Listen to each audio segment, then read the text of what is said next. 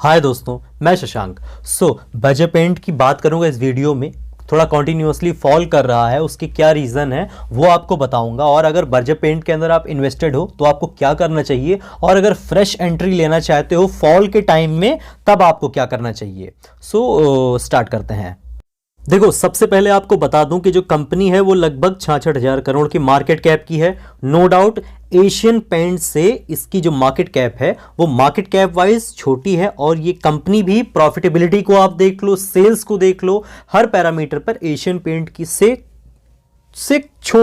एक छोटी कंपनी है। लेकिन अपने आप में बर्जर पेंट इंडिया का सेकंड पेंट लीडर है अभी एट अ टाइम में। ठीक है, यहां पर एंटरप्राइज वैल्यू भी लगभग उसी के आसपास में है। 20% के आसपास में ये अपनी एसेट से रिटर्न कमाते हैं ईयर ऑन ईयर बेसिस पर। डिविडेंड भी ये मतलब हर ईयर में प्रोवाइड करते हैं। एंड मार्च फॉल में जब पूरा मार्केट क्रैश किया था तब इस स्टॉक ने कोई खास लो नहीं लगाया था, एक अच्छा खासा हाई लगाया था। जब सारे स्टॉक्स गिर रहे थे तब इसमें खास गिरावट वहां पर देखने को नहीं मिली थी, एंड वहां से एक अच्छा खासा अपसाइड देखने को मिला है। बुक वैल्यू से अगर कंपेयर करें तो स्टॉक इस बहुत ही ज्यादा ओवर वैल्यूड आपको दिख रहा है। अगर पी से कंपेयर करें तब भी ये स्टॉक अच्छा खासा ओवर वैल्यूड यहां पर आपको दिखाई पड़ रहा है, क्योंकि यहां पर ईपीएस काफी कम है। और यहां पर अगर हम एशियन पेंट से कंपेयर करें तो उसके ईपीएस लगभग 79-80 के आसपास के, यहां पर इसके 107 है। मतलब ओवर प्रीमियम देना किसी भी प्राइस को, किसी भी कंपनी को, ये ठीक है, लेकिन इतना ओवर प्रीमियम देना ये थोड़ा सा एक क्वेश्चनेबल मतलब एक हो जाता है। लेकिन फिर भी बर्जर पेंट नो डाउट अच्छी कंपनी है। 27 का आरओसी है और यहां पर 25 का आरओई रिटर्न ऑन इक्विटी, 25 का है, 27 का ROC return on capital employment, ये भी अच्छा पॉइंट है। प्लेजिंग का यहां पर 0% का चांस है। कंपनी के ऊपर लायबिलिटीज तो है ही नहीं है, जितना भी प्रॉफिट मतलब। लेकिन सबसे बड़ा जो यहां पर मेजर पॉइंट है जिसकी मैं बात अभी करने जा रहा हूं, प्रमोटर 75% के आसपास की खुद होल्डिंग को होल्ड करते हैं। और यहां पर दोस्तों जो कैश फ्लो है वो पॉजिटिव में है, 300 करोड़ के आसपास का कैश फ्लो इनका पॉजिटिव में है। ठीक है, स्टॉक ने 825 का हाई लगाया था एंड वहां से 680 के आसपास में अभी काम कर रहा है। अपॉर्चुनिटी एक अच्छी है। अपने जो भी मेरा एक्सपीरियंस है फंडामेंटल को देखने का, मेरा व्यू जहां तक कि अगर आप लेते हो तो फंडामेंटल ओवरऑल ठीक ठाक है। लेकिन compare to Asian Paint, return आप देख लो, ईपीएस आप देख लो, पी आप देख लो, और रेट अगर आप देख लो, चूंकि वो 2200 रुपए इन्वेस्टमेंट मांग रही है, ये 680 रुपए मांग रही है। यही एक मेजर पॉइंट होता है। वो 2200 रुपए ले रही है तो वो मिल रही है 680 में, आपको ये मिल रही है। इसलिए मैं ये वीडियो बर्जर पेंट पे बना रहा हूं। मैं चाहता हूं तो एशियन पेंट पे भी बना सकता था, लेकिन 680 में एशियन पेंट बर्जर पेंट बुरी नहीं है। अब हम बात करते हैं जो मेन पॉइंट है। हम सब जानते हैं कि क्रूड ऑयल के प्राइसेस जो हैं वो लगातार ऊपर जा रहे हैं। अब ये आगे जो गवर्नमेंट के प्लान है ऑयलिंग को कम करना, मतलब क्रूड ऑयल से जो डिपेंडेंसी है वो खत्म करना, गैस पर आना लोगों को, मतलब एलपीजी वगैरह गैस वगैरह प्रोवाइड कर रही हैं। आगे चल के जो ट्रांसपोर्टेशन में बहुत ज़्यादा लोग, मतलब टोटल पेट्रोलिंग सेक्टर जो था उसको बहुत ज़्यादा पहले ज़रूरत होती थी, वो अब वो शिफ्ट कर रही है, पेट्रोलिंग को शिफ्ट कर रही है गैस के ऊपर, मतलब एनर्जी सेगमेंट पे उसको शिफ्ट कर रही है। ये एक जो पॉइंट हो सकता है, ये फ्यूचर में क्रूड ऑयल के क्या प्राइसेस रहेंगे, मे भी मुझको लगता है कि खासा ऊपर यहां से नहीं जाना चाहिए। यहां से क्रूड प्राइस के जो हैं उसमें फॉल आना बनता है।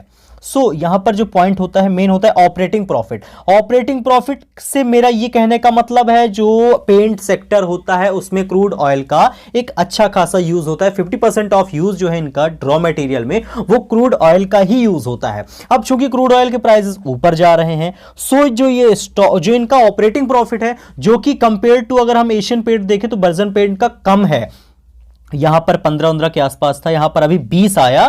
तो ये 20 आने से पहले ही शेयर ने एक अच्छा खासा हाई लगा दिया, मतलब पहले ही लोगों को पता था कि रिजल्ट कुछ इस हिसाब के आएंगे, और स्टॉक का ऑपरेटिंग प्रॉफिट बढ़ा। स्टॉक के अंदर एक अच्छा खासा अपमूव यहां पर आपको देखने को मिला लास्ट 2 क्वार्टर के अंदर। लेकिन अभी चूंकि क्रूड प्राइसेस मतलब ऊपर जा रहे हैं, दैट्स वाई शेयर नीचे आ रहा है, क्योंकि ऑपरेटिंग प्रॉफिट पे असर पड़ेगा। ऑपरेटिंग प्रॉफिट पर अगर असर पड़ेगा, सेल्स नहीं बढ़ी, ऑपरेटिंग प्रॉफिट अगर गिरा तो अल्टीमेटली नो डाउट जो इनका प्रॉफिट है वो गिरेगा। लेकिन मुझको ऐसा नहीं लगता है, क्योंकि कंपनियां जो होती हैं वो डेली परचेजिंग नहीं करती हैं, वो एक साल 6 महीने का अपने पर रॉ मटेरियल रख के चलती हैं। सो असर पड़ना भी चाहिए, नो डाउट पड़ेगा, होगा क्या वो तो अपन आगे देखेंगे, लेकिन मुझको ऐसा लगता है कि कोई खासा असर नहीं पड़ना चाहिए। और आने वाले जो टाइम आ रहा है फ्यूचर में, वो जो क्रूड ऑयल से लोगों की डिपेंडेंसी कम होगी, और जो लोग हैं, जो ट्रांसपोर्टेशन जो मेन सेक्टर था उस पर डिपेंडेंसी कम होगी। जब ट्रांसपोर्टेशन से डिपेंडेंसी मतलब ऑयलिंग पे कम होगी, तो ऑयल से वो लोग जब शिफ्ट होंगे किसी दूसरी चीज पर, तो यहां पर ऑब्वियस सी बात है क्रूड की जो है वो डिमांड कम होगी। जब डिमांड कम होगी तो अल्टीमेटली उसके रेट डाउन होंगे। यहां पर क्वार्टरली रिजल्ट की बात मैं नहीं करूंगा, क्योंकि पेंट सेक्टर है, प्रीमियम सेक्टर है, और फ्यूचर ये कोरोना जब खत्म कभी होगा तो अल्टीमेटली सी बात है कि पेंट सेक्टर में ग्रोथ आएगी ही, लोग इन सब चीजों पे खर्चा करेंगे, लोग आगे मतलब नहीं पेंट मैं अपने घर में करा लेता हूं, कुछ ये कर लेता हूं। हाँ, एक बात बस याद रखना, जो बिरला ग्रुप की अभी एंट्री होने जा रही है पेंट सेक्टर में, ये एक थोड़ा सा पॉइंट है, क्योंकि वो एक एडवांस लेवल के प्रीमियम पेंट के साथ एंट्री करने जा रहा है, जिसका काम बेसिकली इंडिया में दो पेंट कंपनियां करती हैं। पहली है यहां पर Asian Paint, and second one is Berger Paint. तो इन दोनों पे असर पड़ेगा बिरला कॉर्पोरेशन की एंट्री पर, लेकिन ऐसा नहीं है कि एंट्री होते ही इन दोनों कंपनियों की सेल्स खत्म हो जाएंगी। आप लोग जाओगे तो आप लोग कहोगे नहीं मुझे बिरला कॉर्पोरेशन का ही पेंट चाहिए, मुझे बर्जर एशियन नहीं पसंद है। और अगर ये लोग होंगे तो कुछ इनके पास भी अपनी स्ट्रेटजी होगी काम करने के लिए। सो ओवरऑल अगर मैं बोलूं तो बर्जर पेंट एक अच्छी अपॉर्चुनिटी है।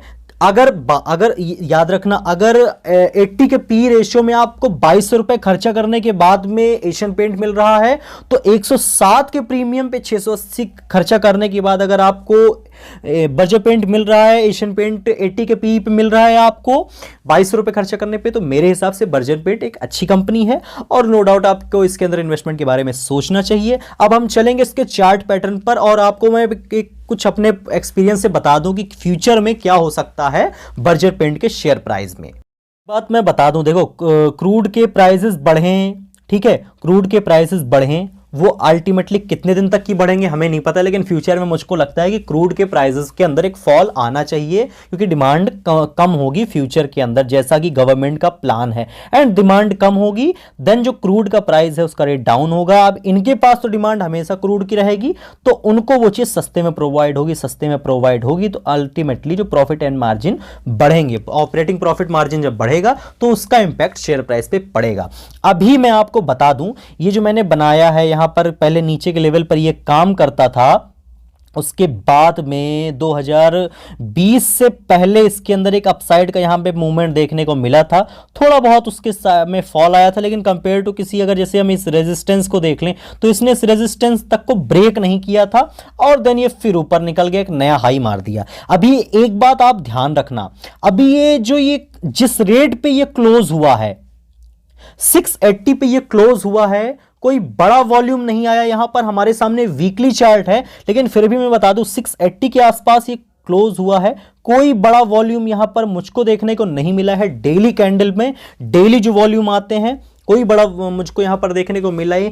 तो अगर 680 के जो प्राइस है उसको ये होल्ड करता है, या उसके आसपास कहीं ऊपर नीचे सपोर्ट लेता है 650 से लेकर के 680 के आसपास में, तो एक अच्छी अपॉर्चुनिटी हो सकती है बर्जर पेंट आपके इन्वेस्टमेंट के लिए। लेकिन हाँ, इन्वेस्टमेंट करने से पहले अपनी एनालिसिस आप जरूर कर लेना। फंडामेंटल कंपनी के ओवरऑल ठीक है, 2200 का है एशियन पेंट और 700 रुपए का मिल रहा है बर्जर पेंट, बुरा नहीं है, ठीक है। नीचे से ये कंपनी ऊपर आई है, फॉरेन इंस्टीट्यूशन का इसमें इन्वेस्टमेंट है, डोमेस्टिक इंस्टीट्यूशन इसमें इन्वेस्ट करते हैं। 75% के आसपास कंपनी के प्रमोटर अपनी होल्डिंग खुद होल्ड करते हैं, तो किसी भी पैरामीटर पे कंपनी बुरी नहीं है। हाँ, थोड़ा सा क्रूड ऑयल की प्राइसिंग, बिरला कॉर्पोरेशन की एंट्री, ठीक है, एंड जो मेन प्रॉब्लम एक है बाजार का, एक बड़ी गिरावट लेना, गिरता जा रहा है। अगर बाजार मंडे को सपोर्ट लेता है, जो कि मुझको लगता है कि मार्केट को सपोर्ट लेना चाहिए, अगर ओवरऑल जो ओवरसीज सिनेरियो हैं, या यूएस मार्केट है, यूरोपियन मार्केट अगर सपोर्ट लेती है, मार्केट सपोर्ट लेता है,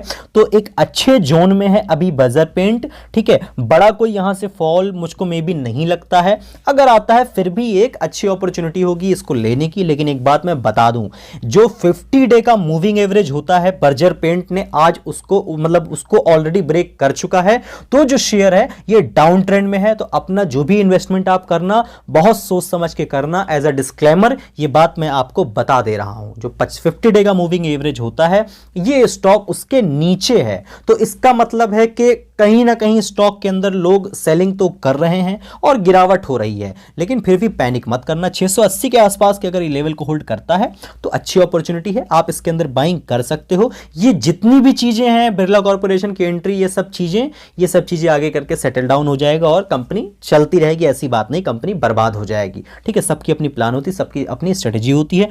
तो उम्मीद करूंगा ये छोटा सा वीडियो आपको पसंद आया होगा। अगर पसंद आया हो तो प्लीज एक लाइक कर देना, एंड कोई डाउट हो बर्जर पेंट को लेकर के तो कमेंट कर सकते हो, या किसी और स्टॉक को लेकर के। और अगर चैनल से नहीं जुड़े हैं तो प्लीज इस चैनल को सब्सक्राइब कर लीजिए। Thank you so much.